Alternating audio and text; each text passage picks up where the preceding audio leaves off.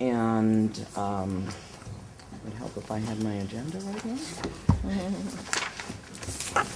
So being that it's 5 o'clock, I think we did the call to order. So Gay, if you would do the roll call. Councilmember Cook. Here. Councilmember Agramonte. Here. Councilmember Edwards. Yes. Councilmember Hundley. Here. Mayor Gallion. Here. Commissioner Coleman. Commissioner Cribb. Here. Commissioner McDonald. Here. Commissioner Roberson. Commissioner Seck. Here. Commissioner Wellender. Commissioner Willers. Here. Chair Felder. Here. Thank you. All right, and at this point, I'd like to welcome the public, and we are going to go right into the discussion, consideration, and possible direction to staff on housing-related topics presented during the May 16, 2016 Joint City Council Planning Commission Study session. And with that, I believe City Manager or David will be taking over. Well, actually, it's kind of just a quick joint opening comment. This is the second following our May 16th joint session, at which time we kind of had a global discussion on affordable housing topics. We now kind of honed in on 4 topics tonight, and you have those on your agenda cover sheet. We're going to move right into the first 2 topics, and we anticipate that these first 2 topics, which will be presented by our consultants here, will take about an hour of the hour and a half study session tonight, because we want to really allow them the time and allow council and planning commission to really delve into the topics and have a good Q&A with our consultants. The last half hour we'll be discussing item 3 and 4 on vacation rentals, junior second units, and shared housing, and then we'll have time for public comment at the end. So with that, just that really concludes. We just had one to kind of lay out what we see for this study session and turn it over to David for opening comments and consultants. Well, just very briefly on my part as well, as the city manager mentioned, the first 2 items are going to be presented with the assistance of our consultant team, Karen Warner Associate and Kaiser Marston and Associates. And those items are related components of a project that they're helping us out on. And that, namely, options on modifying the inclusionary housing requirements of the city. That is, the requirements for affordable units within otherwise market rate development. And consideration of housing impact fees. This might be applied to developments that aren't subject to the inclusionary requirement and possibly commercial development. So both of those are big topics, and we're fortunate to have some wonderful people here tonight who've been helping us out with it. And if you wouldn't mind introducing the team and starting off the presentation. Great. I'm going to turn it over to Kate, since she's the lead. All right, well, I'll speak first then. I'm Kate Funk. I'm a senior principal with Kaiser Marston, who we have been working on inclusionary programs for many years, and more recently, in the last 10 or 15 years plus, Nexus studies in support of impact fees. And I'm here with Harriet Rogozin, also of Kaiser Marston, and Karen Warner, who I think you all know from your housing element work. Is that right? Right. Most recently, last year, 2015, we adopted the city's housing element, and I worked with the city on its prior housing element as well. So with that, I'm going to turn it over to Harriet for the presentation, unless you had anything else in mind first. Okay, let's go. Okay, just briefly, our goals for this study session would be to introduce you to the work program that we've started, to discuss the policy considerations that will come up as you consider revising your inclusionary housing ordinance, and then primarily we'd like to listen to your ideas and concerns and get your feedback so that when we do our work it reflects what the city is interested in analyzing. So that's what we're hoping to accomplish today. briefly, the purpose of this update that we're helping the city to do is to first establish a strong legal foundation for the inclusionary housing ordinance and the potential housing impact fees. Since the program was adopted, there have been some changes that we'll go through. So we want to bring it up to date. We want to ensure that the program is still an effective tool for creating affordable housing, given the changes in the both in the legal environment and in redevelopment, which we'll talk about. And then consider expanding the program to include non-residential and then smaller residential projects. We went over who we are with Karen and Kaiser Marston, Kate and Harriet from Kaiser Marston. We've done that one. So, as you're familiar, the housing element process identified several items that the city wanted to consider in revising and updating the affordable housing program. One of the key considerations was the loss of redevelopment. The inclusionary housing program was designed to complement the redevelopment program. The redevelopment program created low and very low income units and provided an income stream for funding very low and low housing. And the inclusionary housing ordinance complemented that by providing the moderate income tier housing. So with the loss of redevelopment, the city has to reconsider the structure of the inclusionary housing to provide for those very low and low income units. And then the changes in the legal environment. Go to the next slide and we'll go through that. So a few things have happened since the program was adopted. The most important thing was the Palmer case concerning rental housing. The Palmer case precludes cities from requiring inclusionary units on site. It was determined that it violates a state law concerning rent control. So the alternative is instead for a program just to be structured as an impact fee obligation, and on-site units can be included as an option under certain circumstances. There is a fix for this conflict in the state law. There's a fix proposed. So it's possible that in the future this will no longer be an issue, and you will be able to require on-site units for rentals, but right now we cannot. On the for sale side, it was recently determined that inclusionary housing is okay for sale projects. The San Jose case, the Supreme Court decided not to review the San Jose ruling. So in for sale projects, you can continue to require on-site units. The Nexus analysis is not required to support your inclusionary housing ordinance for the for sale units. We do suggest a Nexus analysis to support a program that would apply to small projects where an on-site compliance is not really an option, and for single units, because of course an on-site compliance is not truly an option there. Because it's an inclusionary requirement, an on-site requirement is okay for a larger project, you can have an in lieu fee instead of the more strict impact fee. You can have a fee that is in lieu of providing the on-site units, and that does not need to be supported by a Nexus analysis. Okay. So just a little more specifics about what our work program includes.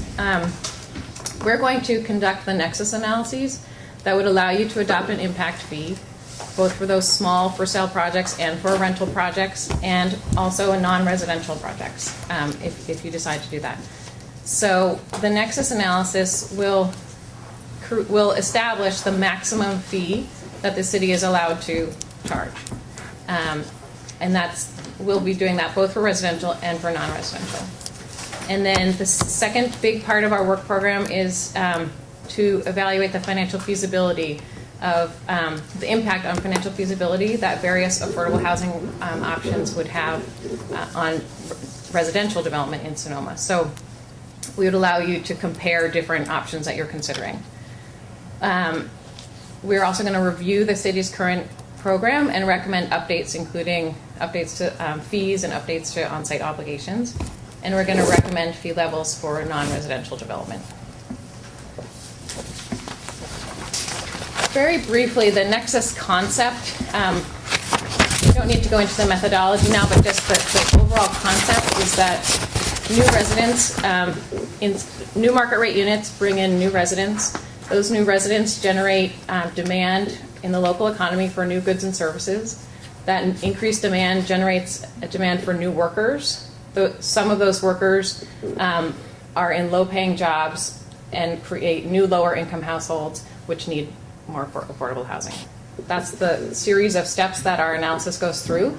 And we structure the analysis using prototypical market rate units. So we'll look at small single-family detached units. We'll look at rental projects, projects that are designed to reflect what is expected in the city in the near future. The non-residential nexus concept is similar. New workplace buildings mean new jobs. New jobs are located in those workplace buildings. A portion of those jobs are lower paying. That creates new lower income households, creates more demand for affordable housing. For the non-residential analysis, we do it by building type. So we would look at retail. The jobs in a retail building will be different from the jobs in an office building, and the analysis will reflect that.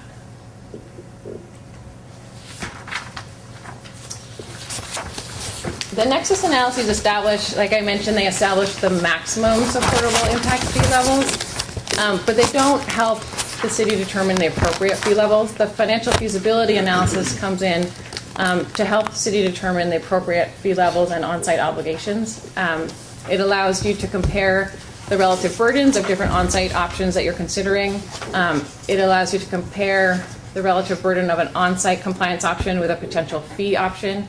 And then just to overall, it allows you to look at the impact of any any changes to your affordable housing program on development economics.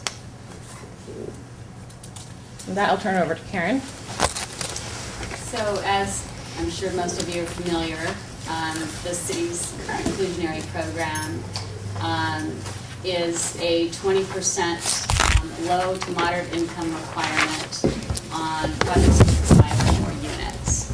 And because it's an option low to moderate income, that basically means moderate income, which is 120% of the county median. The smaller projects, 5 to 9 unit projects, are required to provide 1 moderate income unit. And then as a subset to that, within the Sonoma Residential Zoning District, which is your larger parcels, the requirement is that at least half of these required inclusionary units must be affordable at the low income level. The city does not currently have an in lieu fee option. The city's been very successful in getting the affordable units on site, integrated within a variety of different projects and in different forms.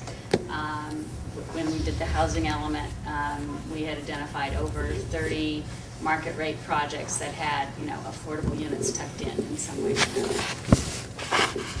And doing the housing element, there were discussions about the needed fixes to the inclusionary program.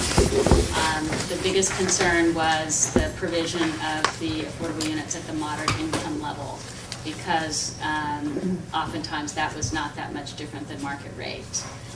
So the housing element recommendation is to consider allowing the on-site units at a low income, and then depending on the financial feasibility now that will be done, is it appropriate to require a lower percentage if you're requiring it at low income rather than moderate? So that'll be part of this analysis.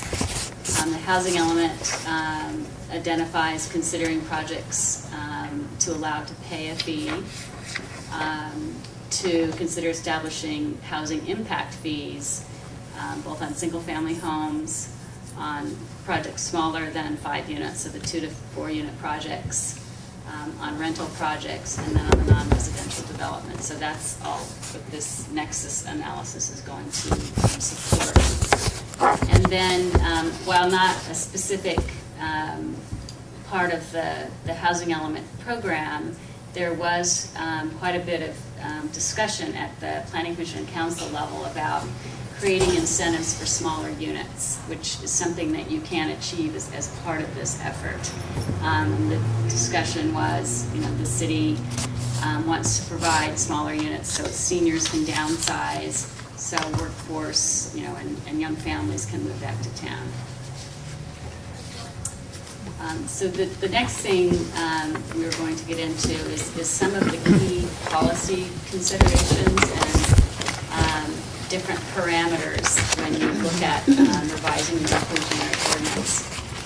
And one of the things I just wanted to mention is we had provided in your packet a review of inclusionary programs in Sonoma County and several in Napa. And just wanted to, and I interviewed almost all of these communities, just some of the interesting things that are going on in other communities around you, because this is a very hot topic, both because of the affordability crisis and because of the legal changes. So a lot of communities have either recently revised their ordinances or undertaking revisions. Santa Rosa just adopted a housing action plan a couple months ago. And the direction was to revise their ordinances to get housing built. Their goal is to start to require on-site for sale housing, to increase the impact fee on rentals, and to develop a series of incentives to get the inclusionary units on site. Healdsburg also just finished a housing action plan. And they are revising their ordinance, which is currently 15% affordable, to 30%. And they're adding a middle income tier, which could be considered a workforce housing tier at 120 to 160%. So they're looking at a 30% requirement that includes up to the middle income level. They are also looking to develop a rental impact fee. Napa, on the other hand, they amended their ordinance in 2012 to change it to a complete impact fee ordinance. So they have no more inclusionary requirement, it's only fees. They just adopted the updated fees this year, and they're fully implemented actually by January of 2017, so they have a significant increase in their fee levels, but they're no longer requiring any inclusionary. It's all through a fee generation process. And then Sonoma County, they have, as many communities do, a progressive impact fee structure, so that units are charged based on their square footage. And smaller units have a lower cost per square feet, and larger units have a significantly higher cost per square foot. When they updated their Nexus study in 2012, the Nexus study didn't support the high-level fees they were charging on the larger units. They recently had to lower their fees. So that was kind of not what they were anticipating, but it is important to show that the Nexus does support the fee level. They also shared with me that since they've adopted their inclusionary program in 2015, they have had no rental projects provide a fee. All the rental projects have provided the affordable units within the development, and that's primarily because they have a local density bonus program on any multifamily zoned property that gives a 40% density increase if you include 20% very low and low income units. Now their densities are much lower than the cities are. I mean, their multifamily starts at 6 units an acre, but this is kind of a big thing for rental developers if they take advantage of that. And lastly, the other thing that was interesting, kind of lesson learned from the county, is they had permitted second units to be a way to fulfill the affordable inclusionary requirements. So the majority of single-family home builders would, not builders, but an individual builder of a unit, instead of paying the impact fee, would provide a second unit. When the county did a survey, they found a large number of these were used as vacation rentals. So they just revised that, and now the second units have to be income restricted. And there's some other revisions to it, so that's working a little bit better to provide affordable units. So there's lots going on out there. You can really learn a lot from what's going on in the county. With that, I'm going to turn it back to Harriet, and then we'll get into some of the policy discussions. So the next slides are things that we would like to have the group discuss. We're looking for feedback, so we thought we would just present the concept and the different considerations, and then let you chime in, and we'll start listening. And we'll just go through them that way. And again, we're not looking for any decisions. We just want to make sure that our analysis is going to reflect what the city is thinking. So we're just looking for input and thoughts. So the first one is the city's preference for affordable units provided on-site versus projects paying a fee. So obviously different cities and counties choose different programs. Some are entirely fee-based, some are entirely on-site, and some are a mix. Some of the considerations in deciding would be that fee money can be leveraged. If you collect fees, you can then use them in, for example, a tax credit project or something. It can be used to reach the lower income levels that redevelopment used to target. On-site obligations, like Karen mentioned, it scatters the units throughout the city and throughout projects. The units are created when the market rate units are created. There's no lag as the city collects money and puts together an affordable housing project. We know that finding sites can be challenging, so that would be if you had a fee-based program, you'd have to find sites to locate the affordable housing. And then the administrative burden of a fee-based program is different from the administrative burden of an on-site program. On-site program, you'd have the monitoring and the ongoing compliance issues, and with the fee-based program, you'd have collecting the money and determining how to spend it. And so the administrative burden is different for the two types of programs. So with that, I'll open it up to discussion and feedback. Yes, and so I'd like to hear from the planning commissioners, kind of some of their ideas, and then we'll go ahead and go through council as well. So, who wants to start first? So I have a question. Is the fees that we're discussing here, is it for residential projects or for commercial and residential?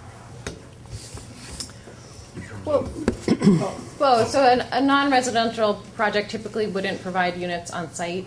Sometimes it's an option, and it's usually allowed, but typically a non-residential project would pay a fee. So we can discuss both, but the choice is typically more in a residential project. Well, from my perspective, I think that the inclusionary units being part of the project is a benefit in our community. I think we have a relatively diverse community. It supports that idea. We don't tend to build large projects, but we build all of them. From the commercial side, I think the fees are a valuable option because in our zoning code we do have requirements for providing housing. Sometimes that housing doesn't work well in the project, and it would be beneficial to the city rather than the planning commission just simply accepting an exclusion of that housing to have some remedy to providing the housing that commercial property is going to generate a need for. So I think from my perspective, that's where our current process is kind of lacking. Because essentially we can either exempt the requirement for housing or require it to be provided. There's no kind of in-between option. I had a question, especially you mentioned the city of Napa or the county of Napa has a fee-only structure. In the cities that you surveyed, was there any circumstance that a city or a county, well, particularly a city, accepted in lieu fees, but could use those fees, say, outside of their jurisdiction, or like, you know, a joint project, like maybe in a county, if you're in a city or something like that. I was just curious if there was, that you had encountered any flexibility like that. Not that I'm aware of. Yeah. Not that I I'm can aware of. speak a little. There's limitations under state law on doing that, and for satisfying the RENA requirements. Now, obviously, you can, if you don't care about that aspect, there's no limitation as long as both parties fully agree to accept or send funds. The county, the jurisdiction that I'm familiar with from some work experience off and on over a period is Napa County, which basically has no residential land, or at least residential sites suitable for affordable, unless, you know, a quarry is closed, something like that. So they have negotiated with the other cities of Napa, such as American Canyon and the city of Napa, to put housing in those cities. And I believe they have reached agreements that would enable the RENA credit. But that is the harder part of the whole process. So it takes two willing parties in terms of transferring fees and getting the units. Some of these cities in Napa have even claimed that they needed more than the money to build the units, that they needed money to service these new residents. So it's not easy, I think is a short answer, but has been done. That's helpful at all. Anybody else want to comment?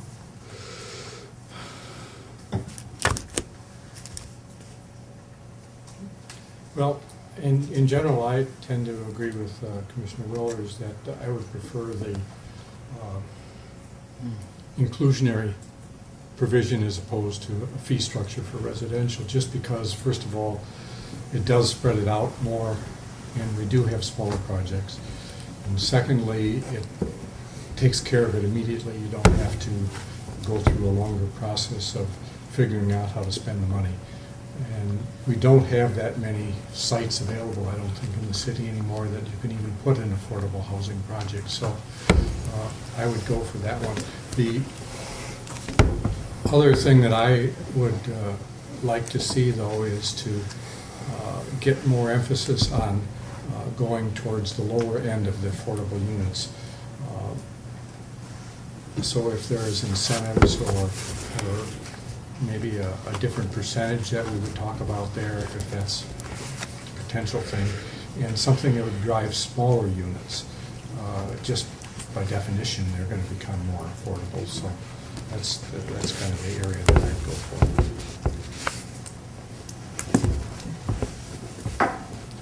Well, I think we're done for the time being. All right. Open it up to council. Okay, council, who wants to weigh in? Councilmember Hundley.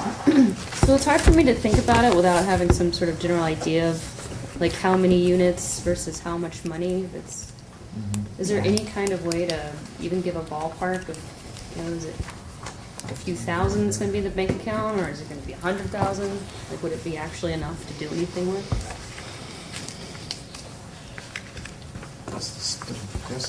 Yeah, we will have hard information on that as we get into it, but as a generality, fee revenues are not that substantial relative to the cost of delivering housing. Obviously, it depends upon what level fee you elect to have, and how broadly you apply them. And one of the considerations that is part of this update program is whether you're going to have a broad base and get every single family unit and every 2 to 4 unit small project and all the commercial, which, you know, would obviously expand the revenue base by having those sources of income for which you are getting nothing at this current time. Well, the fees are attractive to me because we have so many small projects, and also, like Commissioner Willer said about the commercial, and usually we just end up waiving housing requirements, and this is some way to get something out of that. But I find it, in the city as it is, there's such a challenge against encouraging anyone to build any rental housing as it is, so I'm a little worried about any sort of adverse force that would further push people away from building something like that. Anyone else wish I to have a comment? question. Yes. So do you have any communities, for example, if somebody's coming in to build 5 homes and they're, like in our town, have become $1 million market rate, have you, are there any other communities out there that are going back to developers and saying, all right, well, we want you to put an inclusionary house, it usually ends up being the smallest, closest to the street, et cetera. Are there any communities charging $100,000 or $200,000 for those folks to put into the pool? Do you have any experience with that? Well, in other words, really high fees, and I think the answer is some communities are doing that. But you also touch on a condition that makes on-site very difficult, and that is putting affordable units in luxury projects. And particularly if they're luxury condo or anything that's got an association dues, because often those association dues are substantial amounts of money. And even if they're part of the formula and affordable, they create problems down the road when there's a new capital expenditure required, and then you've got an assessment, and the affordable unit households have difficulty with the assessment, and often there's a need for the public to step in and do a special loan or something. So it's not that unusual for communities that get luxury housing occasionally to think of a different way to comply with the on-site or with a housing requirement, which could be a substantial fee, or it could be something off-site or whatever. And can you name those, or do you just Well, I know to do like some Monterey County has a Sure. very substantial fee. What's some of the, San Francisco? Palo Alto? San Francisco has a very vigorous program where their fees are like equivalent to $50 or $60 a square foot, and the high-rises always pay the fee, and the wood frame usually do on-site because that's what's more cost-effective. But that's hardly a parallel to your community. Do you think of what small cities The have? Sebastopol doesn't allow a fee, so similar to Sonoma, but their requirement kicks in at 3 units. Well, and even if, to look at Sonoma County, they're $7.60 a square foot. If you've got a 4,000 square foot home, that's a big amount of money. Not that we have that many spaces left. There's a few in town where our hospital is, et cetera. But if somebody was going to come in and build some of the projects that are in the pipeline now, where they could move that fee, and if it was $100,000 or $200,000 a head, I mean, you could raise $1 million pretty quickly to go towards it. Down the peninsula, a lot of the fees are more like 20 to 30, even 20, high 20s Okay. per square foot.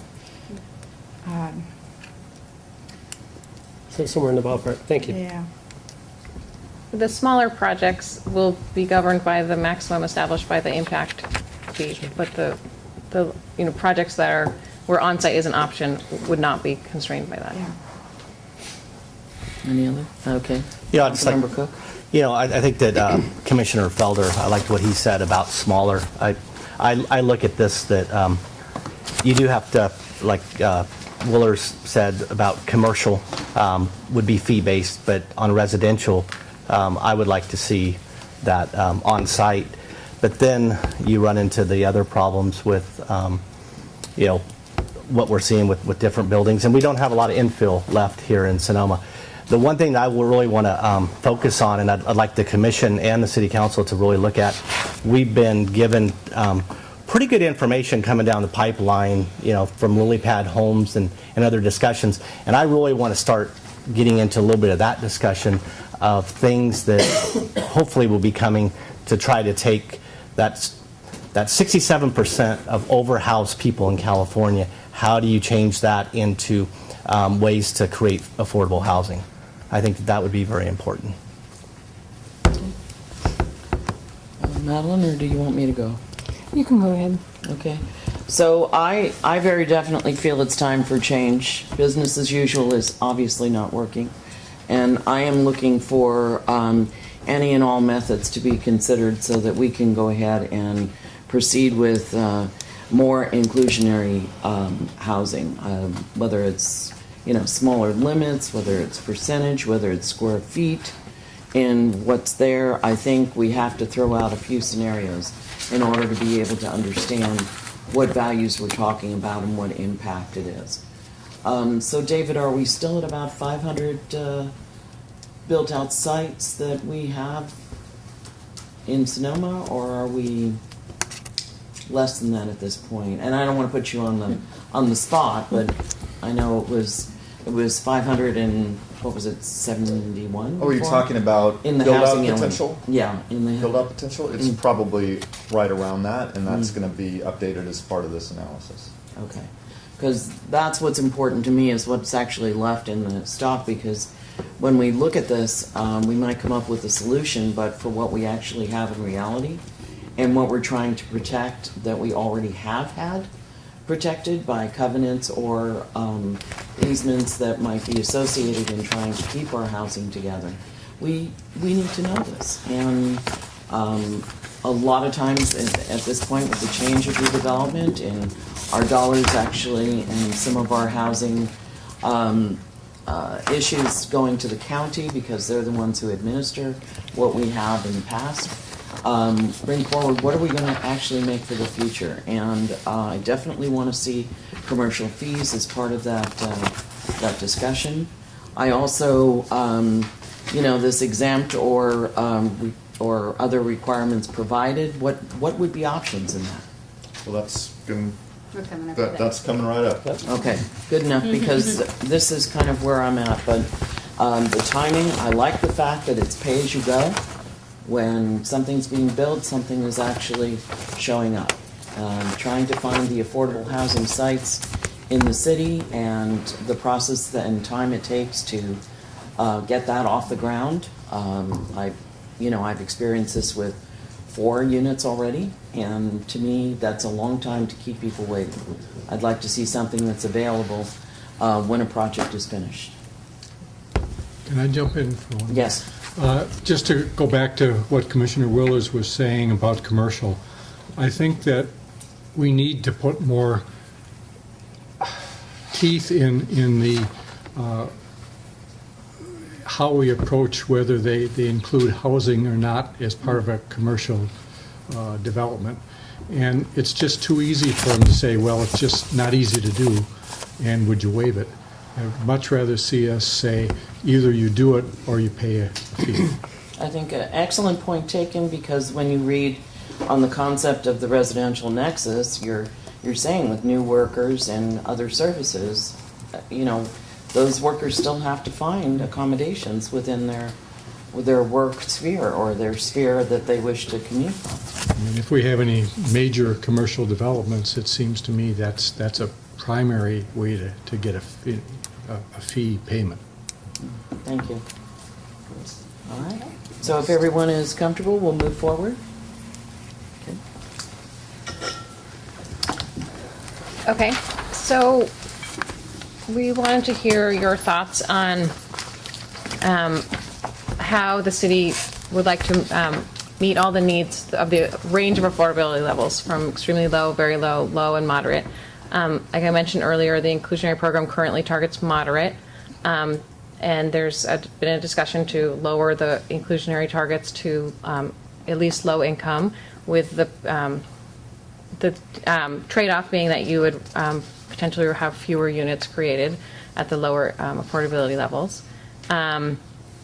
And one way to address it would be to use the fee revenues from, for example, the commercial program or from the smaller projects use those to assist the lower income levels. You could leverage that with other financing sources, and then your inclusionary program could address the low and or moderate tier. But we just want to get your feedback on the how you what you're thinking about. Okay, and this time council will go first. So who would like to make a comment? Hi, I would. It's interesting with respect to lower income units are more burdensome for a developer, and I would imagine they're just not getting, it's not penciling out for them? Is that what the suggestion is? It's a loss. I mean, it represents a loss of income, for that component of the project. So they have to sort of be philanthropic to, I wouldn't put it that way at all. It's just that loss gets made up on the market rate basis. because I agree. I think, and it's interesting, this term workforce housing, that could be from anybody who makes, I don't know, $25,000 a year to up to 60 or 80,000. So it's sort of like a moving target. But and I can't assume that people within the workforce are actually low incomes. But that's what the question. I thought that was interesting to see that, and so thank you. I'd like to just say something if anyone else is waiting. All right. This is where that rental glitch in the law, to me, somehow has, put us at a stymied point. Because if you cannot rent or you cannot control, that's an easier vehicle in which to go ahead and actually provide this particular target. The city has been insufficient in this, not just in this current housing element, but in previous housing elements as well. And it's an astounding figure about the people who work here that can't live here, that I would at least like to see the needle moving down, not up, in that particular respect. So what other options do you think, in order to meet a low income target, will this city be able to present that actually has an impact on people who are going to be able to live here? And how would that be funded, if it's a matter of a vehicle to fund that? Or are we going to go ahead and just continue to move this down the road and address it whenever we can in whatever method that we have possible? Well, as I know that the consultants will chime in, but as has been discussed, one way to get more low-income units is to simply require them as part of our inclusionary ordinance. That's a direction that is available to the city. Another possibility, and these aren't even either-ors, is to use funds that are generated from impact fees, for example, the commercial impact fee, to provide direct financial incentives to a developer who needs to, say, provide a moderate income unit. Well, we'll use our fee to buy that down to a low income level. Mm-hmm. That's another option. Is that sustainable, though?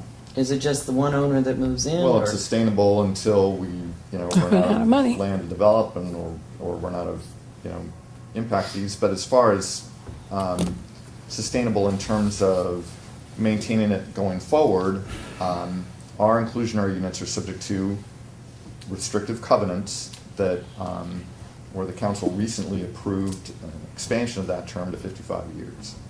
Okay. So to me, that's kind of one solution that I would like to see bumped up a little bit on my end, because whether it's money to help support that go into effect, or the inclusionary being the thing that would feed that, if it's either dollars or it's units, and how do we get there, is what I want to know. Okay. Anyone else? Okay, Rachel first, and then Councilmember Cook. So the scenario I'm imagining in my head is, since the extreme low, very low, low affordable housing, we certainly need a lot of it, but it seems like it's more efficient to build together in bigger groups. So it'd be something that fees would cover, whereas moderate housing, being something a little easier for the developers to swallow anyway, is something that would make sense more sprinkled around. that combined with, other incentives for actual market rate. So I think that if to lower the income range for inclusionary means, even losing units, I don't think that that's worth it. I would rather keep it moderate and then figure out how to use the money to build lots of low-income housing.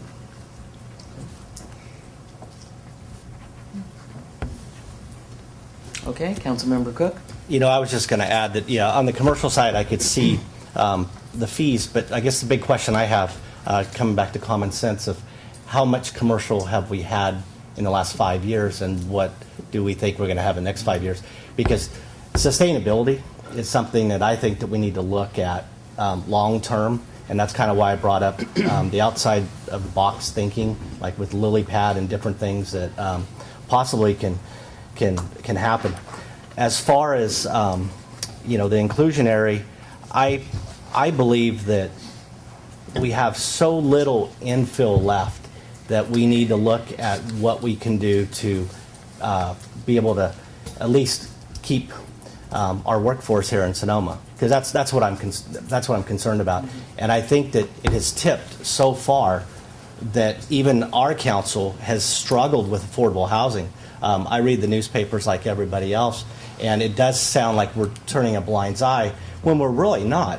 It's that the problem has turned so huge that we really need to look at these other things. And I think that we need to react quickly when it comes to, and that's why it's great having the commissioners here, is I think we need to react really quick because we don't have a lot of space left in the city of Sonoma.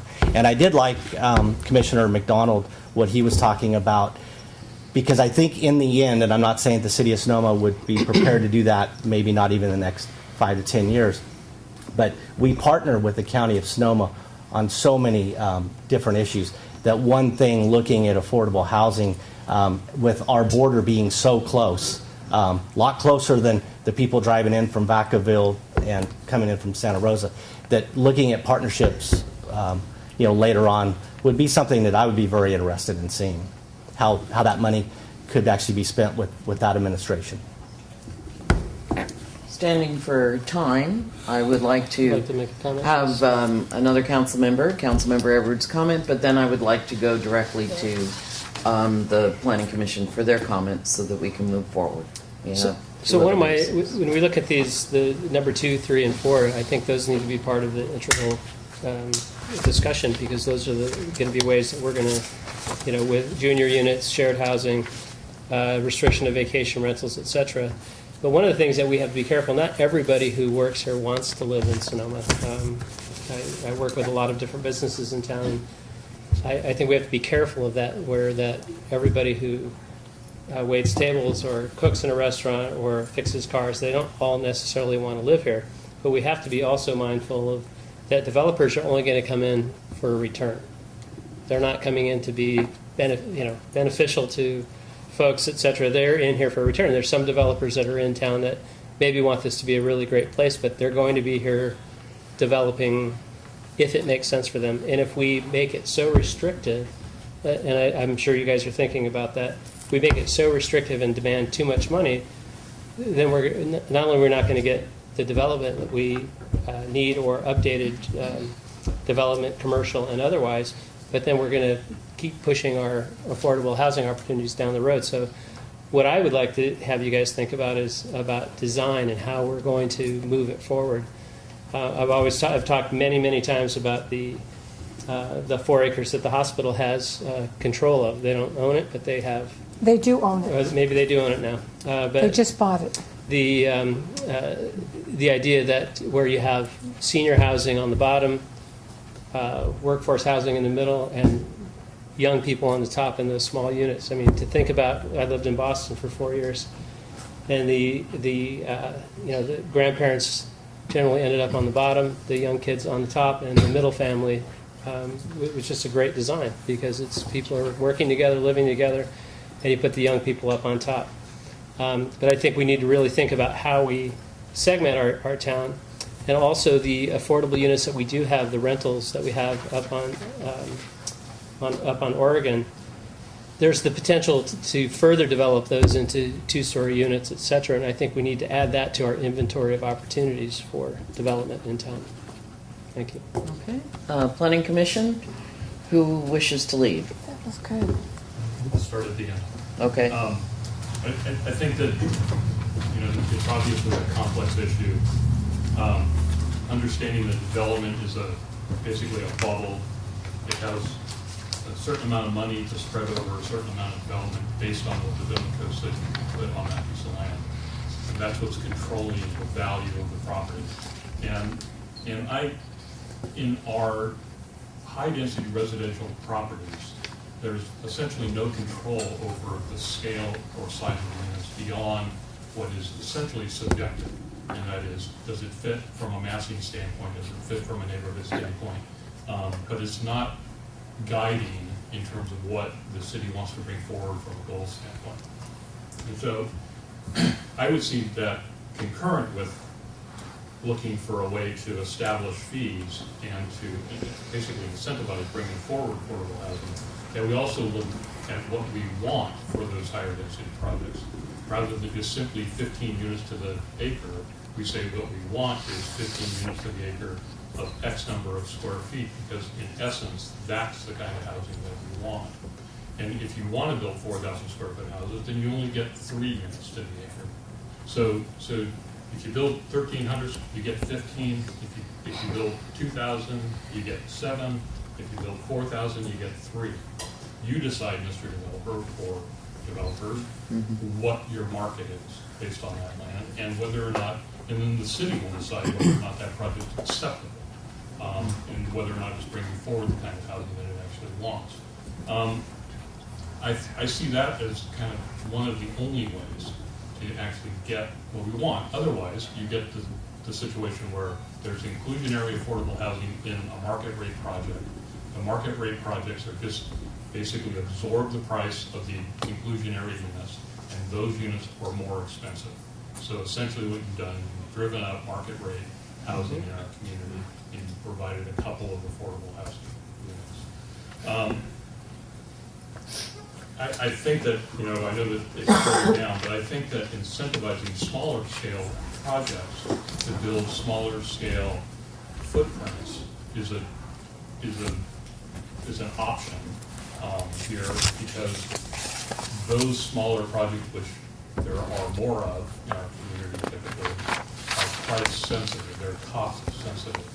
And so incentivizing out the fees in return for building smaller format units would actually probably bring the same income in the end to the developer without the burden of having to build essentially a subsidized unit, but also achieve the goals of the community of building more affordable in the market rate, more affordable housing in the market sense. Low and very low income units, with my experience, are near impossible without subsidy from some form of government. And what I see is the difficulty with the city stepping in and handing the developer some money to buy down that price, is whether or not that impacts that developer on how they're building a project. Suddenly there's public funds coming into it. Now what, as a private developer, now what do I have to do in terms of, you know, hiring people, setting up the project, accessibility for the project, all those issues that kind of cascade out of having public funds in a project. So it's a great idea, because it's a way of the city leveraging some dollars to take inclusionary housing down to that lower level, but it could have, from a private developer standpoint, it could have pretty significant ramifications. We'll look at that, yeah. Okay. Anyone else on Planning Commission wish to comment? I have a couple of ideas, comments. One of it, Commissioner Huntley also pointed out that we don't want to create an ordinance or ordinances that is a disincentive for house building in Sonoma. So we don't want to lose units or make it so cost effective that developers don't want to build in Sonoma. So we have to look at what incentives there are for those that want to build single-family homes in the city and create those market rate units versus low-income multifamily units. So one of the things that we might want to consider as it relates to income targets is to look at lot size and zoning and try to accommodate these income targets based on zoning and parcel size and what seems to be appropriate. So we were talking about maybe a completely new income target, which would be like 120 to 160% of the median income level. And that might something be more appropriate and lower density zoning developments where maybe larger single-family homes are encouraged in our zoning ordinance. But then again, we have commercial and mixed-use zoning with larger parcels. There's fewer of those, but nonetheless, there are larger parcels. There's more incentives for lower-income housing, and those are the lots that our zoning ordinance and our general plan have already targeted. But those are the ones that we should focus on in terms of looking at, maybe requiring more stringent income diversity on those properties. We just looked at the possible redevelopment of the Safeway lot last week, and so maybe that would be an area where we could focus our attention on projects like that and really try to within our zoning and our housing element and our fee structure come to look at those parcels as a possible means of getting these types of units. And I also think that an ordinance that looks at assisting people, lower income people financially is also something that the city should look at for those very low income families and individuals that do want to live in Sonoma and work in Sonoma. So those are like the three tiers that the council and the commission and our ordinances and zoning should look at. Okay, thank you. I wanted to piggyback on something that was said. All right, that, and then we probably need to move on to the next Okay. subject. So I'm piggybacking on what Mr. Willers said. So you were talking about prevailing wage, that you would have a building, and if the city had perhaps a fund from the impact fees or some other funds, because a private contractor was connected to the city, that would mean possibly the impact would be a prevailing wage on the builder. Is that what you were? And there are other requirements that come along with it. Right. So that, I guess, is an answer, something I'd be interested in knowing. With a partnership like that, is the assumption then that it does involve prevailing wages or other things that you shared? I think that Commissioner McDonald just actually, in some way, may have provided a solution to that, and that is, rather than giving the money to the developer, you give the money to the household, so that it helps not a moderate income qualify, but it helps a low-income party qualify for that moderate house.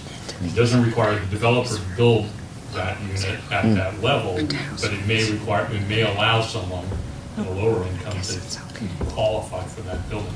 It's still an affordable unit. The city still deed restricts it. It's just that person gets the money from. So then I think that's what I'm interested in as well. Thank you. Thank you. Kind of like Section 8 housing, basically. Okay, so I think we need to move on to the next topic.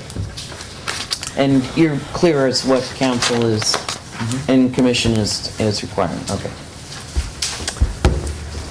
Okay, so this one would be, currently your threshold is if a project has 5 or more units or lots, then it is subject to the inclusionary requirement and must provide on-site units. So we've talked about lowering the threshold for fee payment down to single unit projects and 2 to 4 unit projects and/or 2 to 4 unit projects. So we wanted to get your feedback on including those smaller projects in fee payment. And then also, one of the considerations was to consider allowing for in lieu fee payment. Would you allow projects of 5 or more units to pay an in lieu fee? And if you did, at what point? It doesn't have to ever happen, but would you also have a point where you would then require on-site units? So for example, if a project's 5 to 10 units, for example, would be allowed to pay an in lieu fee, and then 10 or more would have to provide on-site. Or you could, 5 or more, you can pay the fee or require on-site, or pay on-site. So just a discussion of what those thresholds are, where you pay the fee, have a choice, must provide on-site. Okay, Include single units, not include single units. All right, and we're going to go to Planning Commission first and then Council. I'll just speak to that, because I mean, the sort of an overarching thing that's been touched on by several people on each side here is, I guess my fear in any of this discussion, especially on this particular topic, is it too little too late? In other words, we have such a limited availability of options left now in terms of building sites and what's going to go in there, and the shifting in the marketplace and so forth, is that if we drop it down lower even, do we disincentivize people from doing small infill developments, because on top of already the fact that they're maybe not going to be able to spread the cost out over larger square feet, then they get hit with these impact fees. I just want to piggyback on what Commissioner Willer said.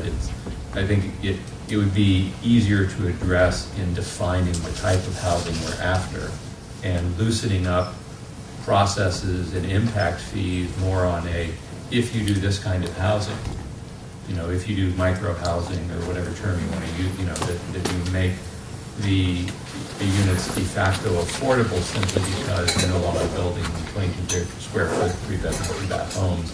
You're providing a different mix of housing. That's a better way to do that, rather than saying, well, you have this place here where you could only put 5, and then we're going to hit you with an impact fee. Why don't we say, well, if you put 7 on here and you built them like this, we'd let you do it, because it fits our needs more than, and so it's by loosening of processes and the impacts that we actually gain more traction than we do by lowering the threshold. Maybe at the lower threshold, what we're trying to do is actually free up the process so that we don't get an impact fee, we just lose, it seems to me that whether you take money or say we're going to save you money, it's more, would we get more bang for our buck by saving a developer money at a smaller project than they would by impacting them on the smaller project? Maybe I could chime in with Commissioner Krebs, because he made a really good point about disincentives for smaller subdivisions and infills. So in instances where we have small subdivisions, lot splits, or maybe 3, possibly even 4 units, it might be really difficult for developers to be able to provide a unit on site. Sometimes the in lieu fee might be the best option for people that are looking at those smaller formats. We also mentioned, I think the consultants had mentioned a possible option in deed restriction secondary units. So in those small lot subdivisions, as a reinforcement, is requiring possibly second units or units that can be deed restricted for young families or for singles or roommate type situations. So that's kind of an idea with the smaller lots. In subdivisions that are 5 units or more, I think that the city should probably look at a combination of in lieu fees and definitely inclusionary units I think that's where we get the most bang for our buck, and then focus on maybe not so much very low income or low income, but looking at more workforce type housing. I think that combination might work for developers, particularly given the land values in Sonoma. And as a working as a city planner before and dealing with in lieu fees and construction and projects as it relates to fees, when I worked at the city of San Mateo, one of the big problems with developers was having to pay all the fees up front. And so the city should really look at a collaborative effort where a lot of developers would come and say, well, we can't pay all these fees up front because we need to build, we need to get more financing. So something that we should really look at is like maybe possibly requiring some of the fees up front, the recordation of the final subdivision map or the sale of the last home, requiring the final payment of fees, just so it makes sense and it's financially feasible for developers. That's another comment. Okay. Just to touch on some of the comments from my fellow commissioners, I think we should really evaluate some of the smaller projects. I feel like to streamline the process a little bit better for homeowners to have more of an incentive to not deter people from unregulated development. I think that's an important strategy, and to include those fees on a commercial project or larger format projects. Thank you. I guess I would just chime in with a couple of other commissioners with that. I definitely would like to see us direct the type of project that we would like to have in terms of the size of the units and incentivize that if possible, rather than just allow people to build the mega mansions if that's what they like to pencil out. So I'd like to see some restriction on size or some incentive on size. I'd also like to just chime in before other councils that, there's this thing about sizing, and I don't know if you looked at Healdsburg and what they're currently doing, but they're requiring some percentage with 3-bedroom homes. So in other words, the targeting of the homes that are being built, that they require the number 3 bedrooms. So, there was something that was used as an anchor for why they came up with that, and I'd like to know what's behind that. So that's a question that I have, because again, whether it was the size of the property or they feared that this was just going to be 2 rooms, 2 bedrooms, and then they were taking families that wouldn't be able to be in there because they maybe needed that extra bedroom. So I'd like to know the reasoning behind that. Councilmember Henley?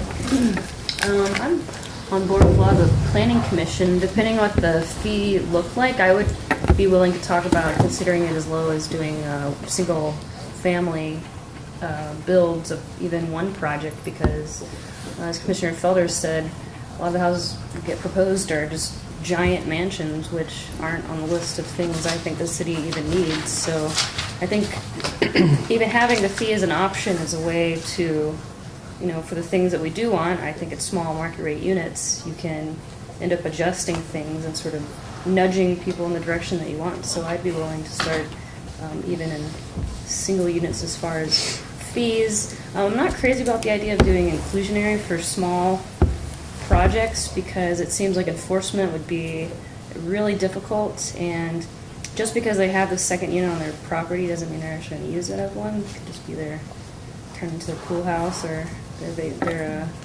in-law unit or something. So I think that small projects makes the most sense for fees, and then I think ultimately this could be sort of a tool in the grand scheme of things to get things moving in the direction we want to.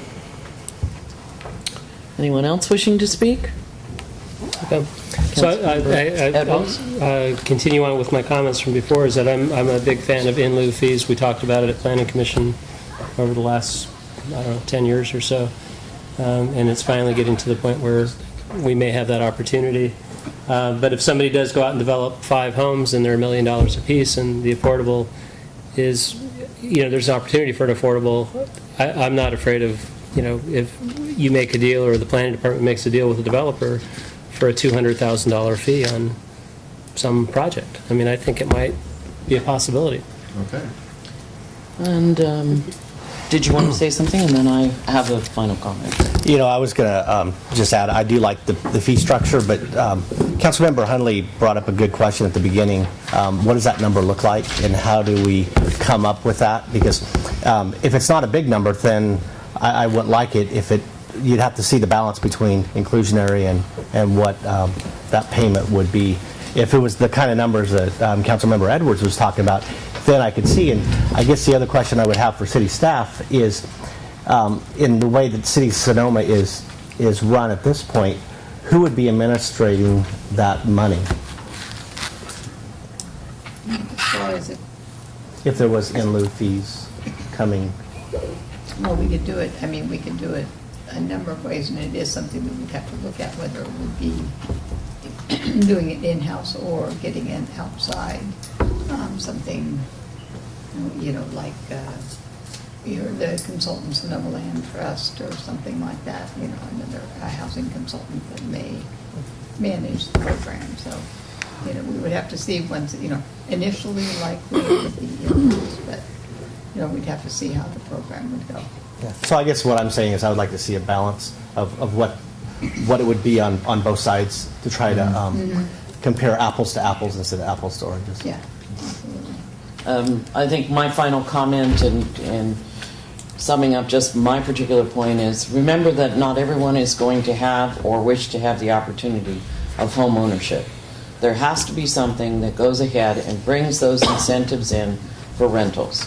And for me, I don't want to be having a fee be a sacrifice for a rental opportunity, and something that we can capture that is affordable to either a single individual or a young family or a senior, anyone who is looking for that possibility. So this is a fine balance, a tight wire, so to speak, to walk, to make sure that we are actually looking at, based on our housing element, what are needs that we're identifying and where we prioritize those needs in solutions. So when we talk fees, I think we also have to correlate that with what our needs are. Okay. And then our next ending section, we have two more. Do we have two more? What about our two more? Madam Mayor? How are we doing? Excuse me, I'm just wondering what and how much opportunity there will be for the public to make comment? It's however much you want. You can go longer. Okay, because I think this is where they are. All right, we will go ahead and we'll assign a public comment section, and when we get to that time element after the program's been presented, we'll go ahead and ask how many people are wishing to speak, and then we will look at some session point time that you can comment. Thank you. All right. Okay. And we actually have 4 more left, so I'm thinking in the interest of time, maybe we can hone in on maybe 2 of the key ones. 'Cause Okay. There's a lot of Yeah. overlap. I think there's also an opportunity to combine two of them Okay. that go together Okay. very well. We can fit. Well, you're in charge. Yeah. Lead us on. Okay. You want me to take this one? Yeah. So developer incentives, and we've talked about this throughout the discussion. What incentives would the city provide to encourage the on-site units? Typical incentives that some of the other communities we looked at provide are the fast track of priority processing, providing design flexibility in the affordable inclusionary units. So allowing for smaller unit sizes for the affordable units, allowing for lesser interior finishes. The concept of fee deferrals or waivers if you're providing the affordable units on site. And then off-site solutions, and the city's done a little bit of this in the past, which is allowing for the inclusionary units to be, a completely different product type. So apartment units instead of, single-family subdivision, or, secondary units. And then the state density bonus law kind of is an umbrella set of incentives that really kicks in once you're providing the on-site inclusionary units. So there's a whole host of state incentives for not only density increases, but parking reductions and other concessions and incentives. Okay, so council, we're off on this one. Anyone wishing to speak on this? Councilmember Hundley? This is hard for me to think of because when it comes to things that are actually going to be on site, the only scenarios I can imagine are, I guess, if someone happens to build apartments or perhaps condos or townhomes. And while I find all these tools really useful, and perhaps they might be useful in other development capacities, I don't know, with the fee structure and the way that we are building things, I don't know, I can't see the way that they apply right now. Anyone else wishing to comment? I'll make a comment. Yes. So I'd be interested in design flexibility for affordable units, reduce unit sizes, et cetera, and also off-site solutions as far as apartments and the city identifying the land that is left and picking those places and say this is what we're going to give incentives for wherever it happens to be. There's lots of pockets. I know we talked about there's not that many left, but there are quite a few pockets. Having walked the entire community several times, I think we need to identify what those are and give developers the menu and see if, I don't think every developer, I know there's a lot of Napa developers cruising around town these days. We might want to find out what those properties are and put it in a packet and say, this is what we need, these are our opportunities, bring us a project. Councilmember Cook? And I do think that the reduced unit sizes is something that I would want to look at. All the affordable housing information that I've been given, and just knowing what's going to be happening in the next 20 to 50 years, especially in California, things are going to start going smaller. And I think that's where I started out the conversation was that when they're talking that we're 67% in California overhoused, what they're talking about is they're talking about how people built big houses. And I think there's going to be a lot of programs that are coming down that will hopefully help affordable housing.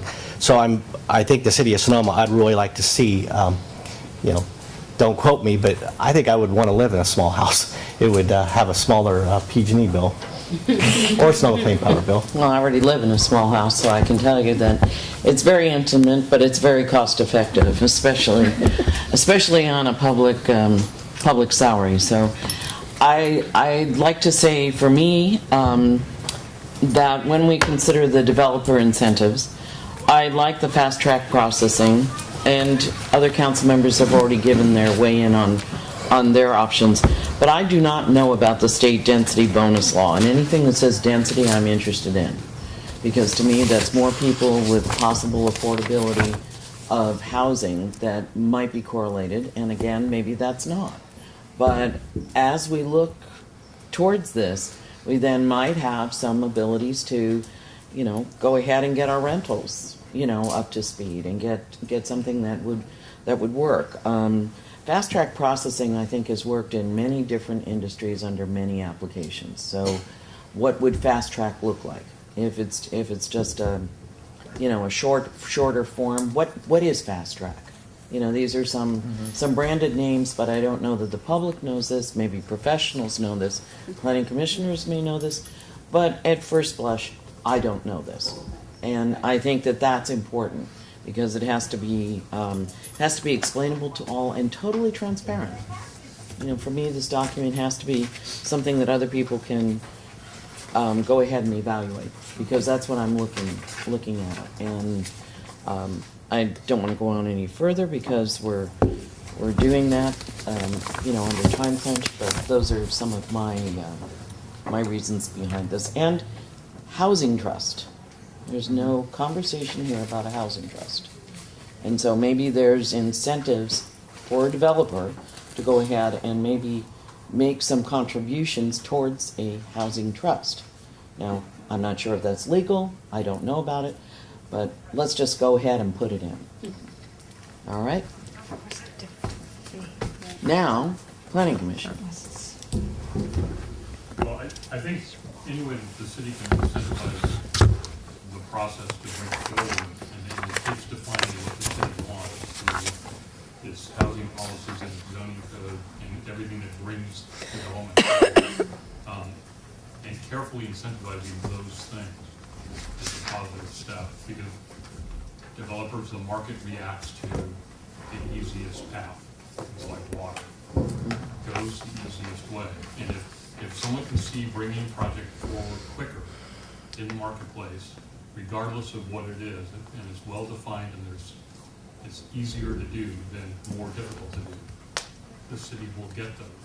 But the city has to take the step to define that. And I'll give you an example. Our highest density properties right now are zoned in such a way that they allow subdivision. The simple solution would be to say, we don't want subdivision on these properties. We don't want these larger properties that have multiple units, high density unit or high densities on them subdivided. We want multifamily housing, true multifamily housing or joint housing on one parcel. If you have 15 units to the acre, you have an acre parcel. We want 15 units on one parcel. We don't want 15 small houses, because a small house is more valuable in our marketplace than a unit joined together, owned in common on a parcel. So, or it's an apartment. It's either a condo or an apartment. Those in the marketplace are less expensive. The condominium has a fixed capital cap in terms of its value in the marketplace relative to a single family home. It's always less expensive. So it stays in the community as quote unquote more affordable housing. And then within that mix, you could have inclusionary zoning as well. But you're not just continually subdividing right down into single family housing units, whatever the format. Thank you. I just want maybe just chime in, just to make sure that the zoning, we were talking about minimum unit size, but the zoning code, especially for in the multifamily mixed-use zone and commercial zones, it's really important to also look at maximum unit size and minimum to create an incentive to create more units, more livable units, more units that are accessible to a wider range of people. I'm not quite sure if our ordinances have a maximum unit size, so that's something to consider. And ordinance, I'm not quite sure, but we also have to make sure that developers, where there's units that exist on a property that are being redeveloped, that we don't use in lieu fees and lose those units. Those units have to be preserved and maintained on site. So any zoning ordinance, they have to preserve units of similar type and availability in new development. So it's very critical, especially when we're looking at possibly re-subdivision and redevelopment of underutilized properties in Sonoma. And I like Commissioner Willer's discussion about requiring not single-family, small lot subdivisions, but requiring rental units or multifamily. It's a very good discussion that we should have, but we also have to keep in mind the banking institutions and what developers can and can't do, and sometimes it's almost impossible for them to get a subdivision and get bank approval if it is a complicated subdivision. And sometimes that's why we see developers coming in with very small lot subdivisions, because it's very simple. It's not that it's impossible, but sometimes economically it's not an incentive for them to create a complicated subdivision. So it's something that we just have to keep in mind when we're looking at changing the ordinances. Anyone else? If not, we'll move on to the next subject. Commissioner Felder, did you want to say something? Yeah, I would like to make sure that we allow enough time for public comment. So you're in charge of the clock, but I don't want to slight the public because I really want to hear from you. Yeah, we may go a little over time, but I think it's a value that our particular group hears all of our comments so that they can give us the best report possible. Okay. And we have 2 more subjects to go after this. Let's just leave it at this and next steps. Okay, sure. This will be the last one, the ordinance exemptions or discounts. What exemptions should the city have in the inclusionary program? Options for exemptions include geographic areas, deed restricted affordable housing. So if you have a 100% affordable housing project that you're not going to, require it, pay a fee or, fulfill an inclusionary obligation. Second units, farm worker units, small additions. So if you're doing an addition less than, say, 1,000 square feet, that would be exempt from the impact fee. Replacement units with no net increase in square footage. Discounts, market-based, and then phase-in periods. Okay, so this would be Planning Commission first and then Council. Maybe I could start off with the exemptions and discounts. One thing that we haven't really talked about is like the application of fees, and whether it would just be for commercial and residential, or if it would be more broad-based. And then also, would this be for only brand new projects, or would this be for projects which are adding square footage, or possibly changing use but keeping the same format? So it's really important to know what projects are these fees are applicable and where they're not. So that direction is really important. Changing an office to a commercial use, or changing an office use to a hotel would be really important in understanding whether or not fees would apply, or if they could apply. So I just wanted to bring that up. And then also, in terms of discounts, we were talking about fast tracking, and sometimes developers would pay a higher premium to get their permits fast tracked immediately. There's a lot of cities that they pay a premium, but the incentive is that they can get their building permits faster.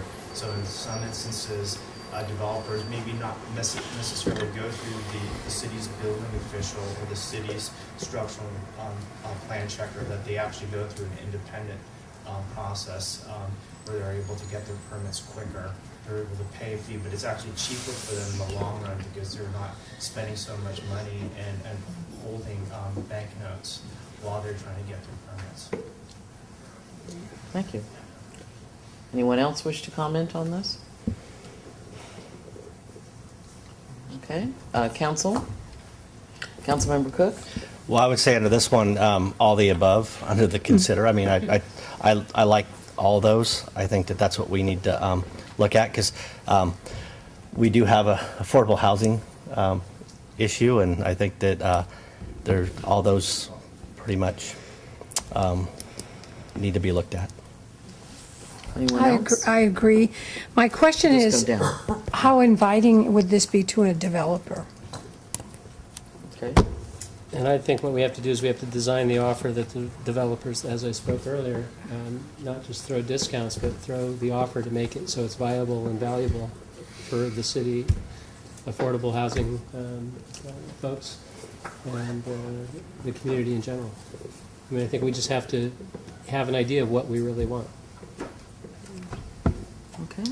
I agree about these. I think that, I don't know what a farm worker unit is, but, I don't want to, slap a fee onto everything that we could possibly leech money out of, because there's some things that we like, building second units and all of these lists. And then the discounts goes back into what everybody is saying is identifying exactly what we want to encourage, and then this could be the right structure to provide even more encouragement by putting it on the other side.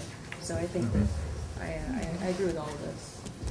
So, and my last comment is that, for the smaller additions here, the junior units have been talked about 500 square feet and less. So, I want to know basically if there's another metric that someone else is using, what is that? Because to me, the 500 square feet is a good size for, a junior dwelling. And those would be something where it's not an addition to a building, but it could be something that could be converted even within a household. And so that's something, if someone is going to do it, I would like to see a streamlined project around that, like our lily pad homes. That's only the third time I saw the presentation at mayors and council members meeting, and I can tell you the ordinance is flying and up through the state. So I think we definitely have to consider that. When you say discounts for market-based and rental, I think we've already given you direction on that. But phase-in periods to me is very interesting, because that would be how realistic is help coming? When is this happening? And when and how would we be phasing this into our systems? I mean, obviously adoption, but then how long does it take to do ordinances? How long does it take to make this compliant? And that to me is a really interesting time frame, because help is needed, and we need it sooner than later. So what can we do to kind of get the ball rolling once we make the decision? All right. Again, turn it back to Kate or Harriet. Yeah, I guess, we're going to absorb what we heard tonight and make sure our analyses address it and our reports address it, but I think we can mostly just hear it from the public. Okay. All right. So then I think we're on to steps 3 and 4. Yeah, may I just very quickly review those? Yes. First, just to skip ahead to items 3A and 3B, that would be junior second units and information on Share Sonoma. This was just basically to report out, first with respect to junior second units, that we scheduled a presentation at the Planning Commission meeting of September 8th on that subject with Lily Pat Holmes. I believe that many members of the council heard from that group recently as well. It's in our housing ordinance to develop a junior second unit ordinance, and so we're going to begin that process in September. On the information on Share Sonoma, that is a method of identifying homeowners who have extra house and matching them up with people who might benefit from that in a roommate situation. And so I believe that the intention was that the city manager is going to be returning to the council with information on how that program could be implemented in Sonoma. With regard to second units, this was really just a question to the city council. We already have quite restrictive, sorry, not second units, vacation rentals. We already have quite restrictive regulations on vacation rentals in residential zoning districts. They can only be considered as an adaptive reuse of a historic structure. In the last couple of years, I think we've only had 2 applications along those lines. But that said, vacation rentals are allowed as a conditionally allowed use in the mixed use zone and in the commercial zone. And the question has arisen as to whether or not the city council wishes to reevaluate that allowance. And so is that something that you would like to review in the future agenda? That was simply a question that we had for the council. And very last, on the issue of the Housing Trust Fund, I think the city manager might have something to report on that. Yeah, we received a presentation from Sonoma County, or Land Trust of Sonoma County, at the last Mayor and Council Members Association, and is something that I was able to speak with their executive director. We're going to be pursuing discussions with their executive director, set up a meeting for David and I to meet with her. I think it is something they're very interested in becoming involved with Sonoma. They're involved in every other city other than Sonoma and Sebastopol, so we will be pursuing discussions with them. We'll be coming back and reporting out to the city council at a future meeting on our discussion. So that's, again, another inroad that I think that will be beneficial to Sonoma. So that's just a quick report out, and I'm really excited about potential relationship that we can form with the Housing Land Trust and all the opportunities that we may have with them. And again, as David said, with Here Sonoma, if the council's interested in my pursuing discussions with them, I'd be very happy to do outreach to them on your behalf and also be able to bring information back. So with that, I'd like to just go down the table and then we'll enter into public comment after that. Would each council member just like to go ahead and voice if they feel that this is where we should be directing staff? So Rachel, I'll let you start. Sure, I support pursuing both of the programs, the shared housing and the land trust program. And then I'm also interested in talking about vacation rentals again. Yeah, we need to continue to look at vacation rentals, and I'm very open to the conversations for you guys.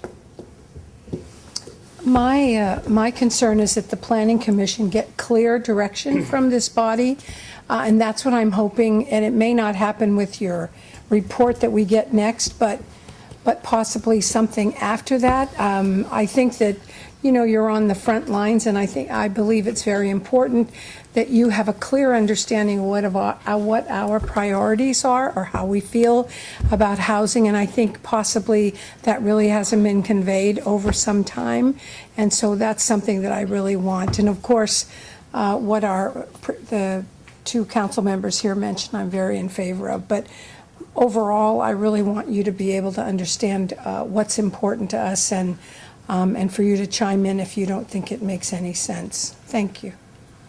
And I'd say I agree that we should look at the programs that Carol, our city manager, was talking about. I think they're very important.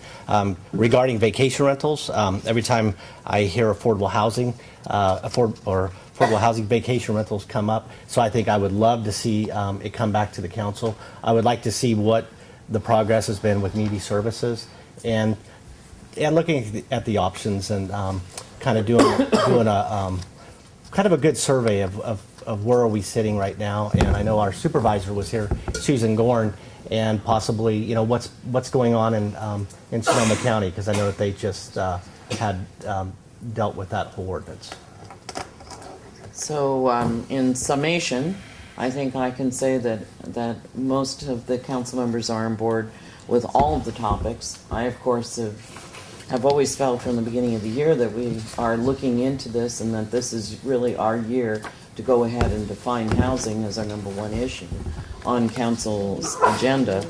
I should say that's my number one issue, not necessarily all council members, but that is my issue, and I am very heartened to see that you have what I feel is a consensus here to move forward to go ahead and identify many different options that might be available to us. And having that in conjunction with the information and feedback that we just provided your group, I think will be able to really give us almost a in the round type of picture for where we need to go for the future. And I'm very heartened by the information I think that was imparted today from the Planning Commission. As always, you have been a great partnership here with the council and helping us traverse this. So now I'd like to go ahead and find out from the public, and this would be something that we would probably go ahead and just ask that a few of you speak, because we are a little bit behind on our schedule, but if you feel that you have a burning comment that you need to make on this, I am willing to do that. So those who wish to speak, would you raise your hands, and then I will be assigning time. Okay. 1, 2, 3, 4, 5, 6. Those 6 people will speak. You will be 3 minutes each. All right, who's going to go first? If you want to queue up over here, you can queue up so we can just go there. Yes, Mr. Petlock. Chris Petlock, 426 Napa Road, Sonoma. I just want to say that affordable housing is workforce housing here in Sonoma. And also workforce housing here in Sonoma is probably the number one impact. Providing workforce housing is the number one impact we can have on climate change.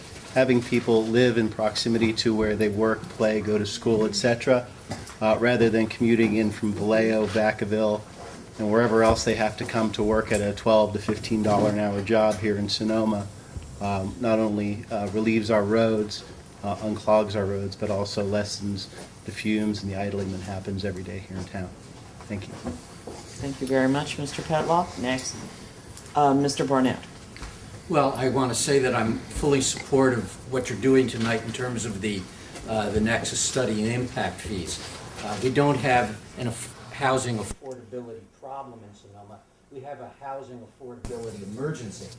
Along those lines, I think the council needs to strongly consider placing a temporary moratorium in place on commercial development and major housing development until the Nexus fee is in place. The worst thing you could do at this point, because you're attempting to pursue money, is to have all these other projects go through the permit process and get approved without being subject to the fee. So you've got to prevent that from happening, and it doesn't have to be long-term. I'm assuming by the end of this year, this project portion of it will be done. I just want to add and say that this is just one part, as far as I'm concerned, of a total picture. The Housing Trust is one, but I think it's not going to produce very much money, the impact fees. The reality is you have at your disposal placing a measure on the ballot to raise the TOT 2% and generate $750,000 a year forever, maybe up to $1 million a year in a few years, into the process of funding affordable housing or some kind of subsidy program in the city. That's real money.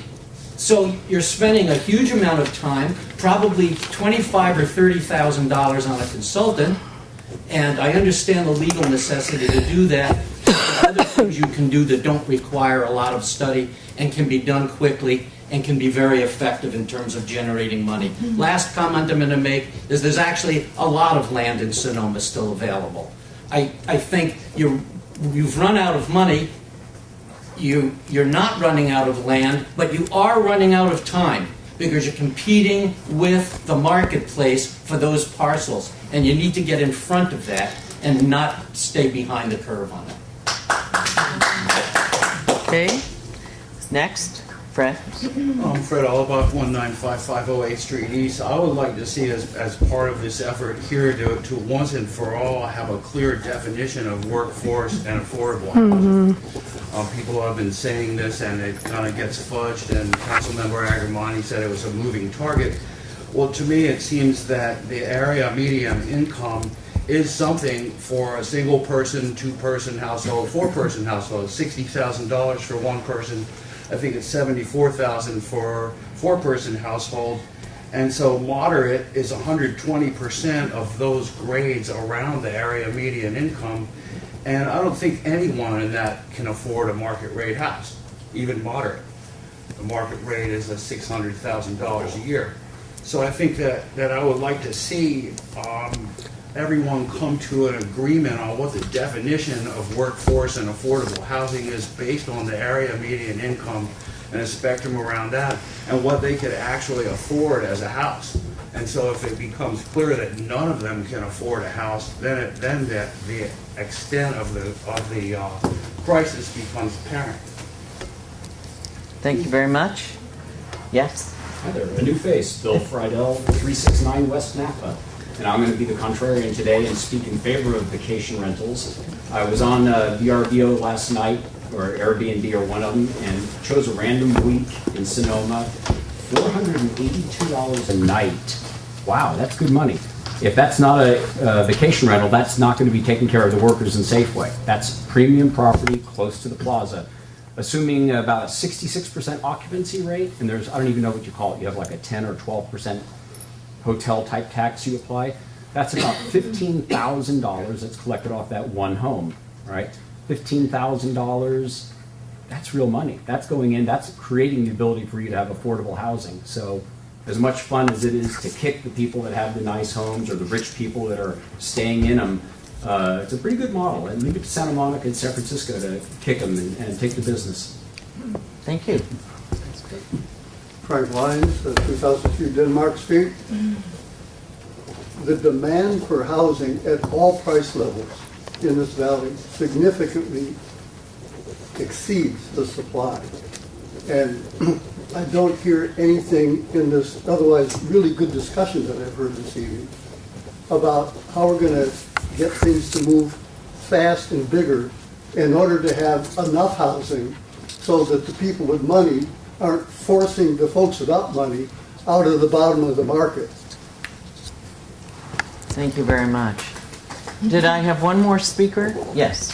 Yes, I'm in favor of the... Your name, please, and your address. Julie Lightsell, and I live at 170 Newcomb in Sonoma. And I'm in favor of the common sense solutions like the junior second unit and the home sharing. But I would suggest that the Planning Commission and the council really ask the residents, what kind of town do we want to live in? I moved here because it's a small town. My parents still live in Walnut Creek where they have built it up and they've got, you know, lots of retail and dense buildings and supposed mixed-use developments that never lived up to the promises that were given the communities, and the traffic is horrendous. So I would suggest that everybody ask the folks in Sonoma, what kind of town? Do you want it to become another Walnut Creek or Dublin, or do you want the small town character? If we want the small town character, we have to hold on to our zoning regulations and honor them, and not put out a red carpet to developers and ask, what can we do for you in order for you to easily build a lot of density and add a lot more traffic and a lot more impact on our water systems and our schools. So I'd appreciate it if we, you know, we can't solve the housing crisis by overbuilding our small town. Will my daughters be able to afford to live here? I'm not sure. I put myself through state college. I worked my way through Reading and Sacramento and the outer Richmond, and eventually was able to buy a home here. But I don't feel that it's my daughter's entitlement to live in a very expensive, very nice area. If we need more housing, we might think about what kind of houses people want. Do they want to live in these dense things? We'll find out after we start moving people into the places in the Springs. I don't think so. People love this area for the outdoor space and the backyards and things like that. Even millennials, it's been shown, would rather live in a single-family home than in a stack and pack apartment. So please don't build, more of the, places that are shoved into these small lots. I don't think it fits our community at all. Thank you for your comment, and I would say at this time that we're just going to go ahead and wrap up. I'd like to thank Kaiser Marston Associates for their participation, the Planning Commission, council members, and the members of the public for your comments. Thank you very much. So, I'm going to keep the